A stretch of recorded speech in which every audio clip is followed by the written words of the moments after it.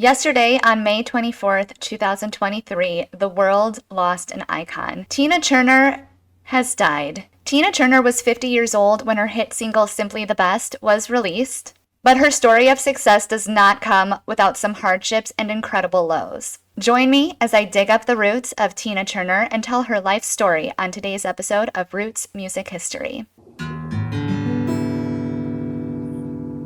Tina Turner was originally born Anna Mae Bullock one day after Christmas on December 26, 1939.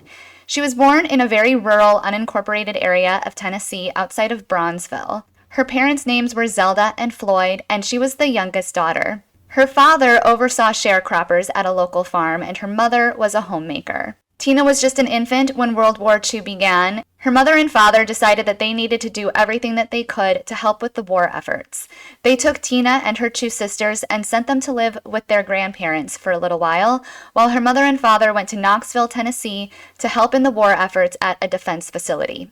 Apparently the defense facility was not very kid-friendly, so they had to stay with their grandparents during this time. It wasn't a long period of time, but during this time, Tina and her two sisters were religiously attending the Baptist church in Brownsville. Her grandfather was a deacon there, and her grandmother a deaconess. And even though Tina was just an infant, that was really her first time being immersed in the church music. After the war ended, her mother and father stayed in Knoxville, Tennessee, and Tina and her sisters moved to Knoxville to join her mother and father in that new city. They didn't stay in Knoxville long, though. They soon moved back to Bronzeville and continued going to the local Baptist church. This is where Tina, as she grew up, started to sing more and more. Tina would go to school in Brownsville, Tennessee, from elementary school all the way through junior high. When Tina was 11 years old, her mother decided to leave the family. Apparently, her father was abusive, and her mother decided she had to get away. So her mother moved to Texas, I think it was Texas, and Tina and her sisters went again to live with their grandparents. Her father remarried and moved to Detroit, and I think that's pretty much the end of her father in her life. I would have to do more. I would have to dig into that a little bit more, but it kind of sounded like that was the last time Tina ever saw her dad. Then, when Tina was 16, her grandmother died. After her grandmother died, Tina didn't know where to go. She was only 16. She wasn't an adult yet. She didn't have her own money. So she went to live with her mother, which I can't imagine how that was, going to live with a woman who you really feel like doesn't love you anymore, who you feel like left you. You know, it kind of seemed to Tina, as she said in some of her interviews, that not only did her mom not love her, but she just never wanted her to begin with. Tina had two other older sisters, and she really felt like her mother did not want a third child the entire time. So I can't imagine how awkward that was, and really what a tough decision it was for Tina to have to move in with this woman who she kind of, just feels rejected by. But either way, Tina went and she moved in with her mom. It seemed like she didn't really have any other choice, and really became best friends with her sister. She and her sister would go to nightclubs in St. Louis and listen to live music all the time. Tina also loved music. It was always an escape for her. She was always listening to music and playing her own music, but she never really gained any traction in the music industry or even in, just the live music scene. It wasn't until one night that she went to a nightclub with her sister and saw a band playing called Ike Turner and his Kings of Rhythm Band. Tina was 18 years old at this time, and she was working as a nurse's aide at a hospital, but this was her night off, and she was with her sister having fun.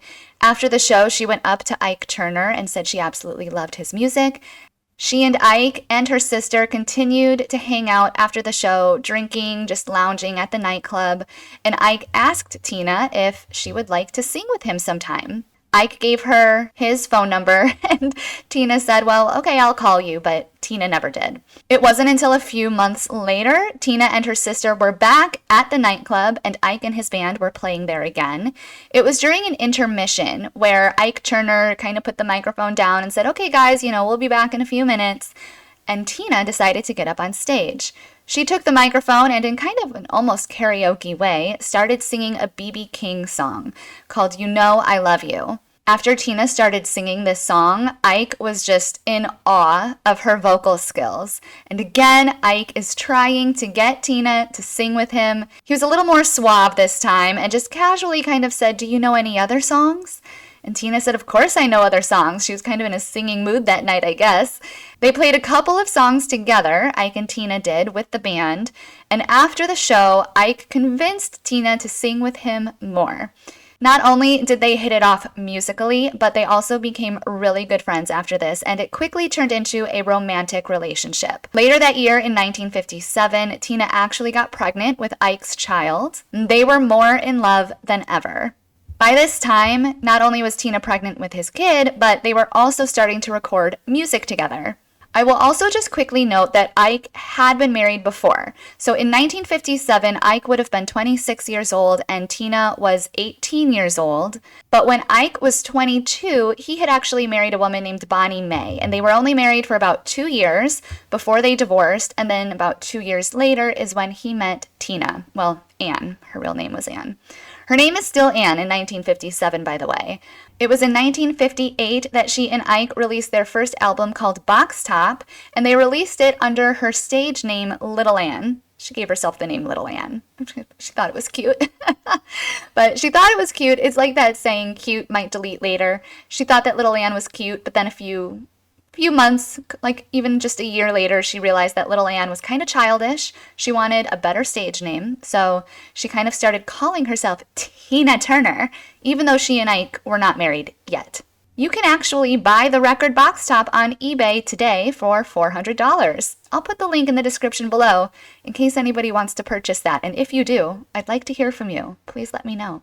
In 1960, Tina and Ike released their first single under her name, Tina Turner, called A Fool in Love. Even though she was already calling herself Tina Turner, she and Ike would not formally be married until 1962. When Tina, or Anne, officially changed her last name to Turner after marrying Ike, that's when she also legally changed her name from Anne to Tina. Her mother was very upset about this. Her mother loved the name Anne, but Tina knew that if she was on the train of fame, she needed a good stage name, and Anne Turner doesn't have the same ring. Tina and Ike would be married for 14 years. Their relationship was extremely abusive. Ike was awful. I'm not going to go into the details of how awful Ike was, because this is an incredible life of an incredible woman. She was the first Black woman to be featured on a record cover. So I don't want to go into all of the abuse that she had to endure, but just know that he was the worst. He was the absolute worst, and he put her through a lot of emotional distress. For 14 years, though, Tina Turner was in this marriage that was extremely successful for her, from a musical standpoint, but emotionally extremely draining.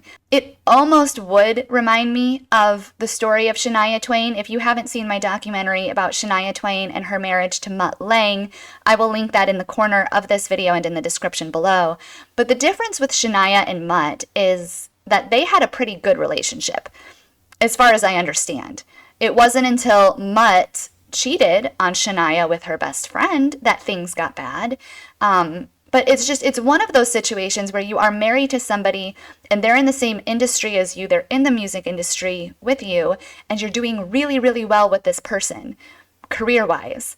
And it seems like if you're going to divorce them or leave them, that's going to have not only an impact on your, romantic side of life, but it's also going to have an incredible catastrophic effect on your actual career and the way that you're actually making money. I think that's why, if at all possible, you should marry someone in a different industry as you. In the time that Tina and Ike were married, they released 22 studio albums and over 70 singles. Their last single was called Baby Get It On in 1975, and it wasn't even a year later that Tina would leave Ike literally on a highway. She was crossing the highway on foot. It was a very dramatic divorce, and very, very hard on Tina. She actually attempted to commit, I can't say it because YouTube will flag me, but she did attempt that once because she was in such emotional despair. Ike, by the way, went on to have 3 more wives, which made his wife total to 5 in his lifetime. In the 1990s, he wrote a book, an autobiography called Taken Back My Name. I would call Ike a completely rude mess, but he was later diagnosed with bipolar disorder. So now we know. Now we know. There it is. When someone is bipolar like that, Ike was a very heavy partier. He was always drinking too much. There was one instance where Elvis actually was partying with Ike, or I should say Ike was partying with Elvis, and Elvis offered him cocaine. Ike had never had cocaine before, but he was such a heavy partier, he thought, hey, what the heck, I'll try it. And that is how Ike ultimately got addicted to cocaine. By the way, if you have not seen my Roots rockumentary on the mysterious death of Elvis Presley, I go into all the details of that and who Elvis's doctor was and the night that it happened and the interview and the book he was reading when he died, all of it. I will link that video in the corner and in the description as well. I had no idea that Elvis had that kind of an impact, negative impact, on Ike Turner's life, but he did. And, people who have bipolar disorder or any kind of a disorder like that, they are heavy partiers and they are constantly looking for some sort of escapism to get away from their everyday life. It's sad to me that Ike wasn't diagnosed with this until way, way, way, way later in his life. Because if he had this diagnosis early on, it's possible he could have managed it and he could have hurt less people. He could have had less wives. He could have really saved Tina a lot of emotional turmoil. Things could have been so different. And so I'm such an advocate for, having more mental health facilities and trying to get people diagnosed with things earlier in life so that less people are hurt and that less disarray happens because of this. But either way, I could say a lot of really mean things about Ike Turner, but I think that we should be sympathetic to his mental condition and understand that he was just a sick man. Not even a year after Tina left Ike, he marries again, another woman named Lorraine Taylor, and like I said, goes on to have 3 wives. Tina, on the other hand, she took some time off, she took care of herself, and 10 years later, she met her true love, Irwin. She met Irwin in an airport, actually, and he was a former music producer, so they had a lot in common. And they would go on to date for about 10 or 12 years before finally getting married. Apparently, Irwin proposed multiple times to Tina, and multiple times she turned him down, but ultimately she said yes, and they were married for another 10 years. He was actually her husband when she passed away yesterday in Switzerland. Irwin is 16 years younger than Tina. Well, I should say Irwin was 16 years younger now that she has passed on. Tina actually wrote a book about her marriage to Irwin called, quote, Happiness Becomes You, a guide to changing your life for good. Compare that title, by the way, with Ike's book title, Taken Back My Name. Oh, sometimes you just have to laugh about life.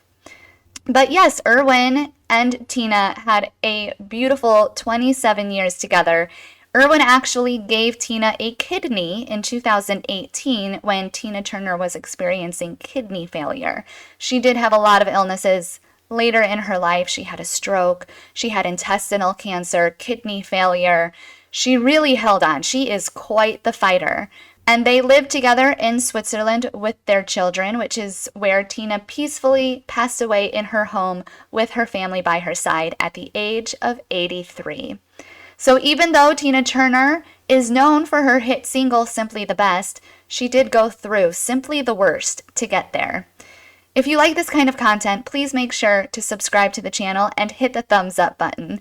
You can also find the Roots Music History podcast on Spotify, Apple Podcasts, and YouTube podcasts. And I think that's it. Check out the description for some more links on Tina Turner and on Roots Music History, and I will see you in the next Roots rockumentary. Hungry for the road all my life, thirsty for adventure all my youth, chasing all my